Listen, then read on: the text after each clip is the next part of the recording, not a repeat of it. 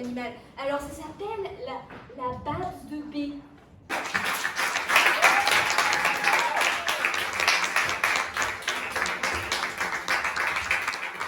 Oui, alors le thème, je vois vraiment rien, vous êtes là?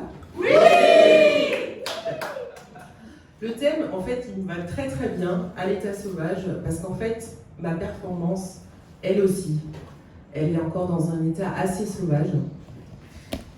Ce qui explique que je vais poser des papiers partout. Ok. Voilà. 2 secondes. Ça va, vous êtes détendus? Alors détendez-vous encore plus. Respirez. Et fermez les yeux. Plongez-vous en vous-même. Et fermez les yeux pour de vrai. Vous en faites pas, hein. Vous ne ratez rien, je vais faire que parler. Plongez-vous dans vous-même et pensez à ce que vous aimez, à ce qui vous opprime. Pensez à ce que vous savez bien faire. Vous pouvez faire des bruits aussi d'ailleurs. Je sais que c'est pas hyper accepté dans notre société, mais vous pouvez accompagner là ce que vous pensez de quelques petits bruits. Vous pouvez aussi faire semblant juste. Je pense que même en faisant semblant, ça vous amènera déjà quelque part. Donc pensez à ce qui vous fait rire. Pensez à ce qui vous fait pleurer. Pensez à ce qui vous fait exploser de joie. Pensez à ce qui vous fait jouir. Bravo.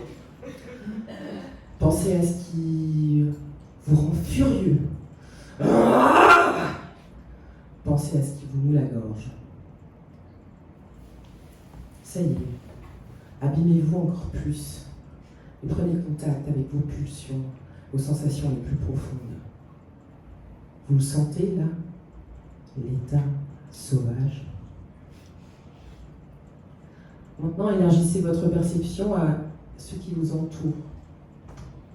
Essayez de sentir la globalité de notre communauté d'humanité, de joie, de peine. Ces gens autour de vous, ils ont pensé comme vous, ils se sont abîmés comme vous, ils ont eu des sensations fortes. Sentez-les tous ensemble. Et arrivez à cet endroit où tout est mouvement, tout est intensité, tout est tumulte, tout est beauté. Vous y êtes? Alors bienvenue dans le monde de l'opéra. Ouais, ça c'est ce que je me disais. Moi j'étais pas sûre si ça allait être drôle. Et je me suis dit... Oui, Barbara, es-tu bien sûre de ton affaire? Ma chère, je ne le suis point, mais qui ne risque rien. Mais qui ne risque rien, rien.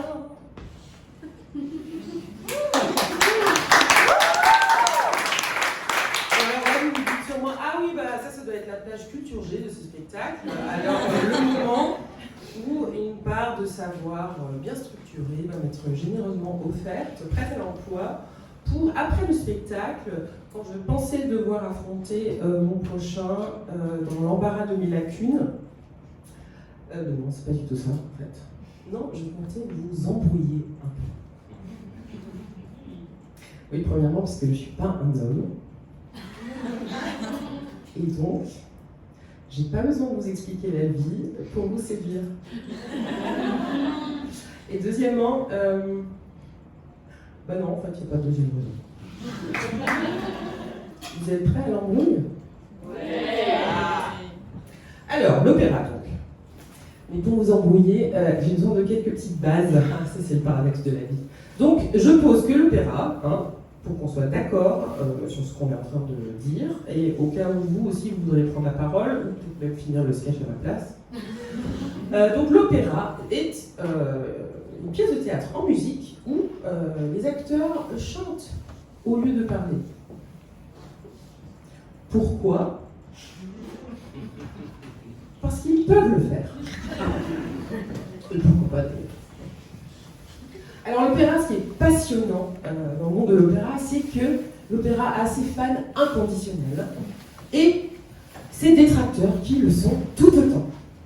Alors les fans, ils aiment l'opéra passionnément, ils ne respirent que pour l'opéra, ils en sont fous. Et pourquoi ? Parce que en fait, l'opéra réunit toutes les disciplines artistiques. C'est en quelque sorte la reine des arts. Un peu comme le décathlon en athlétisme. mais simultané. Voilà. Il y a aussi les détracteurs. Alors les détracteurs, ceux qui détestent vraiment, la raison pour laquelle ils détestent l'opéra, c'est que l'opéra, en fait, c'est tout simplement ridicule, parce que complètement absurde, et n'ayant aucun lien avec la réalité. Alors c'est vrai, ils n'ont pas tout à fait tort quand même, parce que sur une scène d'opéra, en fait, les personnages, quoi qu'ils fassent, hein, ils chantent tout le temps. Ils aiment, ils chantent. Ils portent un toast, ils chantent. Ils souffrent, ils chantent. Ils se vantent, ils chantent. Ils se révoltent, ils chantent. Ils se cachent, ils chantent. Et ils meurent, ils chantent toujours. Et d'ailleurs, assez longtemps, je dois dire. Et souvent aussi assez fort. Et dans le genre de dissonance cognitive, il y a aussi des chœurs d'opéra entiers qui sont là pendant 10 minutes, campés bien solidement, ancrés sur leur scène, et qui chantent, et qui répètent inlassablement qu'ils sont très, très, très, très pressés d'agir. L'heure est grave, passons à l'action. Dépêchons, dépêchons. L'heure est grave, passons à l'action. Dépêchons, dépêchons, dépêchons. L'heure est grave, passons à l'action. Dépêchons, dépêchons, dépêchons. L'heure est grave, passons à l'action.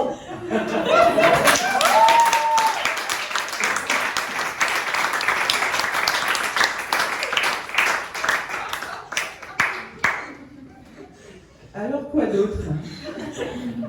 L'opéra, c'est aussi l'endroit où les types amoureux de toi, enfin si t'es un soprano, ils t'accostent de derrière, ils se campent dans ton dos, et au lieu de te susurrer un truc affriolant à l'oreille, ils te percent le tympan de leur amour pour que le deuxième rang les entende.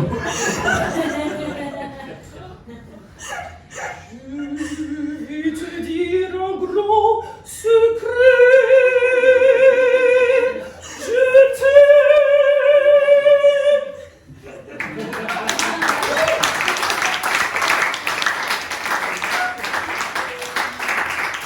C'est aussi un opéra que quand un personnage chante un truc qui a vaguement rapport à l'amour, qui commence à se plotter le buste.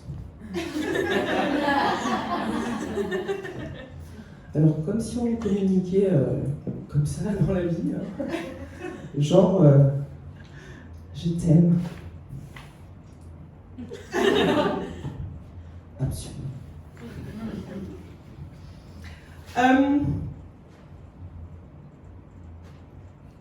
Oui, cela dit, l'histoire de plottage de buste, c'est peut-être aussi pour des raisons vocales, hein. On ne sait pas, hein, on ne sait pas. Mon amour, mon amour, mon amour. En fait, on ne sait pas parce qu'on n'est pas un chanteur d'opéra. Ceci dit, il y a aussi des gens qui détestent l'opéra pour d'autres raisons. Je ne vais pas vous le cacher. Hein. C'est des gens qui trouvent que, parce que l'opéra, en fait, il plonge son public dans une espèce de bassin d'émotions, de magma passionnel, et lui ôte ce minimum de distance nécessaire à l'appréciation artistique d'une œuvre, que pour cette raison, en fait, l'opéra, c'est simplement bas. C'est pas mal, hein. Imaginez, il faut parler. Vous trouvez que l'opéra, le niveau artistique, on peut mieux faire. On peut mieux faire. Ouais, hein, c'est un peu pour la plaine, je dirais, parce que c'est pour les tripes. Mais bon, c'est plutôt une minorité à penser ça, hein, quand même. Le principal reproche qu'on fait à l'opéra, c'est quand même le fait d'être tout à fait ridicule, parce que sans l'once d'un réalisme. Ah bah je suis pas d'accord. Non. Non, moi je trouve qu'il y a des parts vraiment très réalistes, hein, dans l'opéra. Bon, ok, pas tellement les décors, hein, les personnages, les dieux, les demi-dieux, les nymphes, les sorciers, les saltimbanques, les princes, non, les filtres d'amour, non plus, ouais, les filtres d'amour et autres objets magiques. Les bateaux en forme de cygne. Ouais, ok, donc ça, non, mais les thèmes, on l'a entendu là tout à l'heure, les thèmes, l'amour, la mort, la liberté, la faute, ça nous regarde quand même, ça nous concerne. Il y a aussi d'autres choses.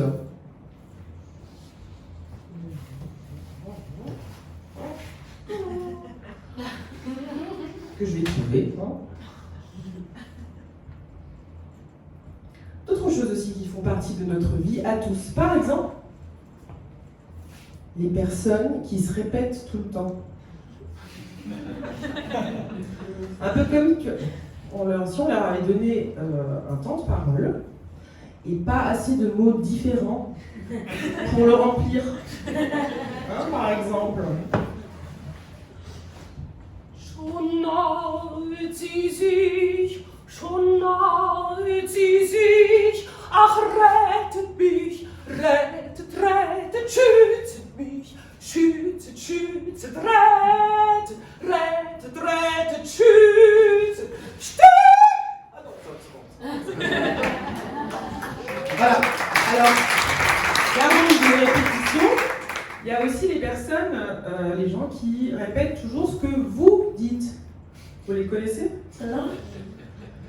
Genre dans une réunion, hein, vous prenez la parole, vous dites un truc sans doute très intelligent, et 5 minutes plus tard, quelqu'un va dire exactement la même chose. Alors soit texto, sans autre forme de mascarade, soit en ajoutant un « et là j'ai pensé que… » Ça aussi, grand classique de l'opéra. Hein. Am besten ist es nun ich geh, am besten ist es nun ich geh, am besten ist es nun ich geh, besten ist es nun ich geh, ich geh. Voilà, oui, donc autre part de réalisme dans l'opéra. Et enfin, ah non. Autre chose très réaliste dans les opéras, c'est la répartition des voix. Alors non, c'est pas le fait que ce soit le ténor malingre qui remporte les faveurs de la belle, plutôt que le baryton moelleux ou la basse ténébreuse. Ça, à mon avis, c'est fictif. Non, c'est le fait qu'il y ait des voix prédominantes et les autres. Alors, je ne sais pas si jamais vous avez cherché à comprendre ce que chantait un alto dans un morceau à 4 voix. Ben, c'est quasiment impossible. L'alto est une voix qui se fond dans le décor. C'est une voix qui seconde, qui s'efface. Hein? Sans elle, ce serait moins beau. Mais on ne l'aperçoit pas pour elle-même. Et c'est bien triste à dire, mais dans la vie, il y a aussi ces personnes un peu en retrait, qui ne sortent jamais l'ombre des bêtes de scène qu'on ne voit pas ou qu'on oublie. Ces alentours de la vie.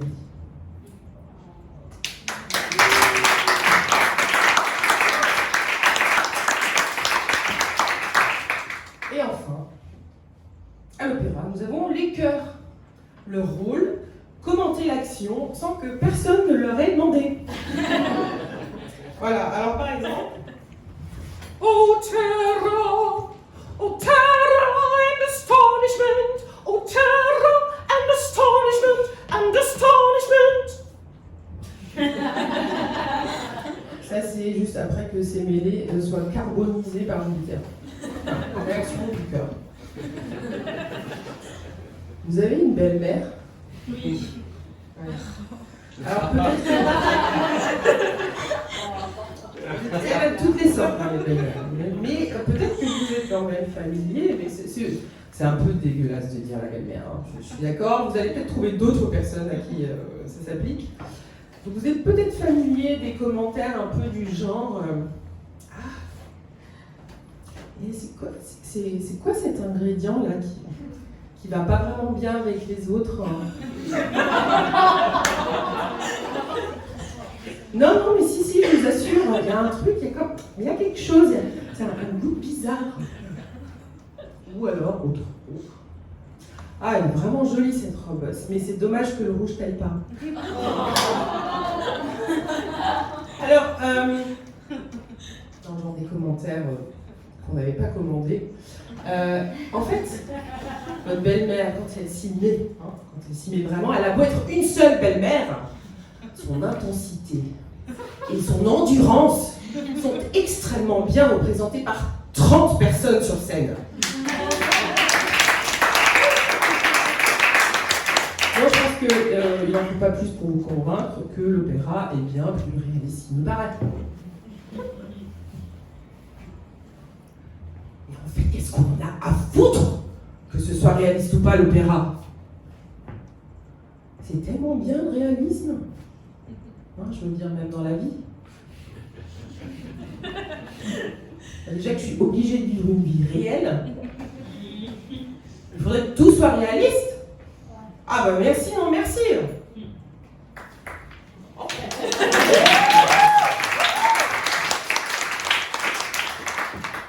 Parce que quand même, il y a comme un problème dans la vie, hein, c'est que quand même, souvent, on se fait chier comme des rats morts. Hein.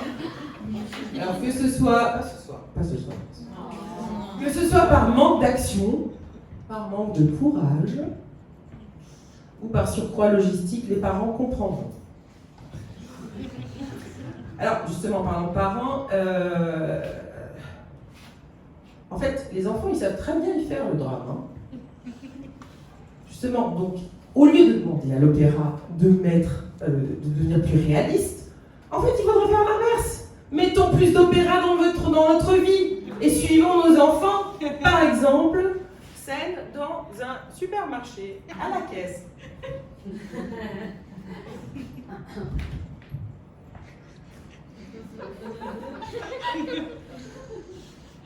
Oh maman, regarde, il y a des Kinder.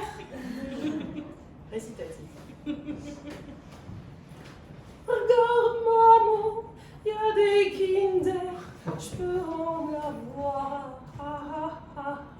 Manon chérie, t'en auras pas. C'est bien ce qu'on avait dit avec papa.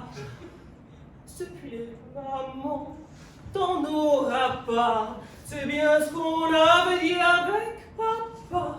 Maman, s'il te plaît, je veux un Kinder. Je veux un Kinder. Je veux un Kinder.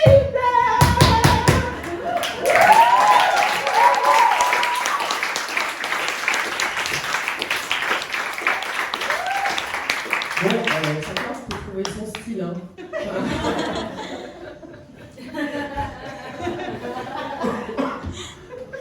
Et pourquoi pas aussi, par exemple, quand imaginez, hein, votre fils refuse obstinément votre aide pour apprendre son vocabulaire anglais, se disant, et vous disant bien sûr aussi qu'il va gérer, je gère, tout est là, je gère, Et en fait, il gère pas du tout. Hein, et au final, il vous demande de vous le réveiller à 5h du matin pour qu'il puisse encore apprendre son vocabulaire avant le contrôle. Alors à quoi vous dites, bah non, mais tu peux te réveiller, chérie. Hein. Mais sauf qu'il se lève pas. Et là, c'est l'heure des remontrances. Maman, pourquoi tu m'as pas réveillée à 5h? C'est ta faute si je vais rater le contrôle d'anglais. Ce serait si bien si, à ces passes remontrances, on pouvait ne pas se réfugier dans un silence comme ça, hein, ou être réduit à des bafouillements, hein, ou pire, à des discours rationnels. Ce serait tellement mieux si juste tu lui répondiez.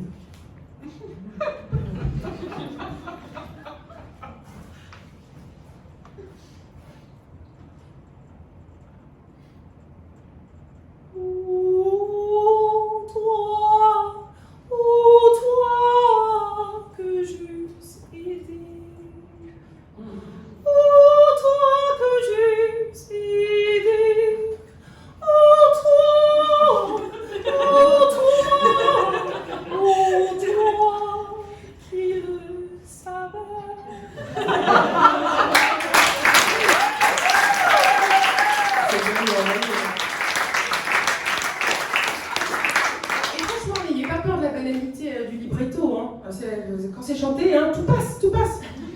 Exemple.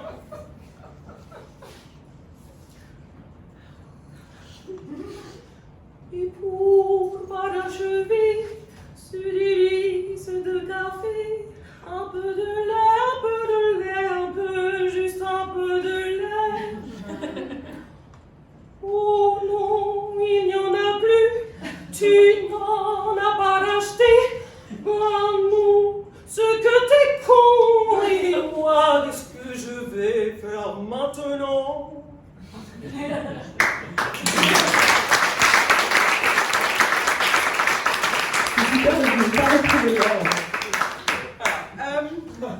On peut aussi choisir le mode incantatoire. Il y a plein de citations qui s'y prêtent. Hein.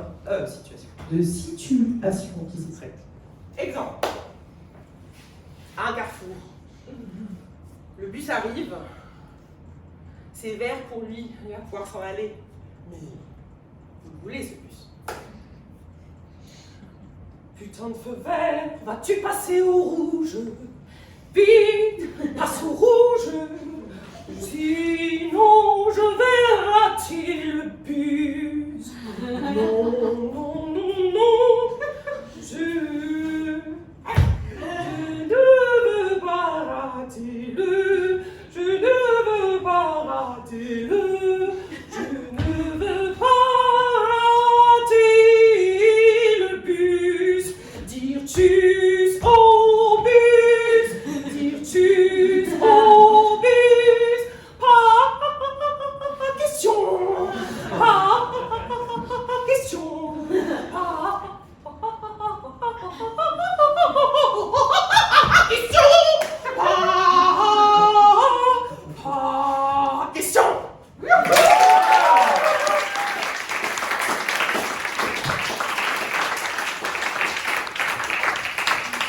Et d'ailleurs, en parlant de transport, et c'est bientôt la fin, imaginez cette situation typique dans une S-Bahn à 8h du matin. Tout le monde est encore un petit peu dans le coltard. Les uns lisent, les autres écoutent de la musique, d'autres encore rêvassent. Arrêt. Les portes s'ouvrent et un soi-disant cadre jeune, dynamique, entre en faisant profiter tout le monde de sa conversation. Et ça, je vais devoir le lire, parce que je n'arrive pas à retenir. Ouais, alors c'est simple, hein. On va monter un speed, shifter le meeting et pressuriser la com. Après ça, t'inquiète pour le buzz. Ouais, mais bien sûr. Ouais, et qui est-ce qu'on a dans le pool? Ah non, non, pas lui, c'est un loser.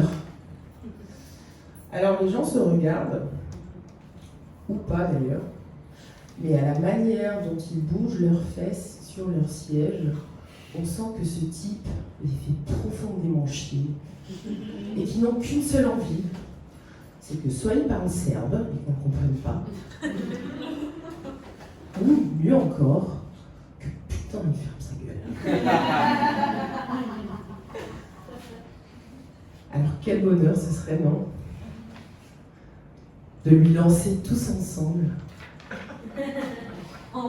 Connard, connard, connard, connard! Bon, c'est votre moment là.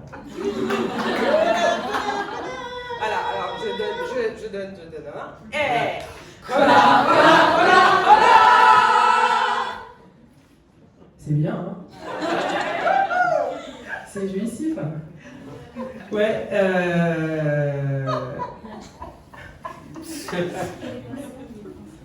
voilà, donc, bref. Ce que je veux dire, ce soir, si on mettait un peu plus d'opéra dans notre vie, car pourquoi vivre en prose si on peut vivre en poésie?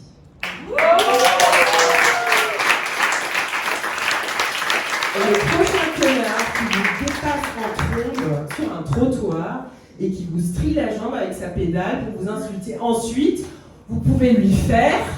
Connard, connard, connard, connard! À mort!